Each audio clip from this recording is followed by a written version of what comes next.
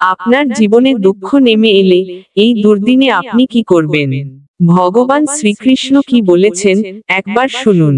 একদিন এক দরিদ্র ব্রাহ্মণ কৃষ্ণের দরবারে এসে বললেন, হে ভগবান, আমার জীবনে চরম কষ্ট নেমে এসেছে। দুর্দিন যেন আমাকে গ্রাস করেছে। কি করব আমি? শ্রীকৃষ্ণ মৃদু হেসে বললেন, আমার প্রিয় ভক্ত, তুমি কাল এসো, আমি তোমার সমস্যার সমাধান দেব। ব্রাহ্মণ পরদিন এলে কৃষ্ণ বললেন, এক কাজ করো, এই গ্রামের বাইরে এক সাধু বাস করেন। তিনি সারা জীবন ধ্যান ও তপস্যায় লিপ্ত থাকে, তাকে জিজ্ঞেস করো, আপনার সবচেয়ে বড় শিক্ষা কি? ব্রাহ্মণ সেই সাধুর কাছে গেল এবং জিজ্ঞেস করল।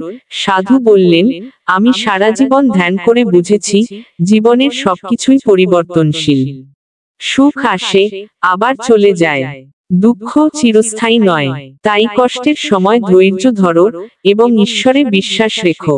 কর্ম করে যাও, ফল ভগবানের ইচ্ছার উপর ছেড়ে দাও। ব্রাহ্মণ ফিরে এসে কৃষ্ণকে সব বলল। কৃষ্ণ বললেন, তুমি এখন বুঝতে পেরেছ, এই জগতে কেউ চিরকাল সুখে থাকে না, কেউ চিরকাল দুঃখে থাকে না।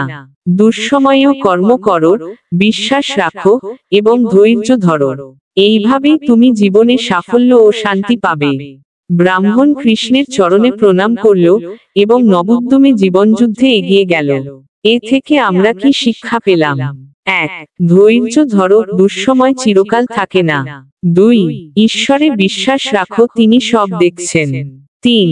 কর্ম করে যাও, নিষ্কাম কর্মই মুক্তির পথ। 4. পরিবর্তনকে মেনে নাও, সুখ দুঃখ আসবে যাবে, কিন্তু মনোবল অটুট রাখো।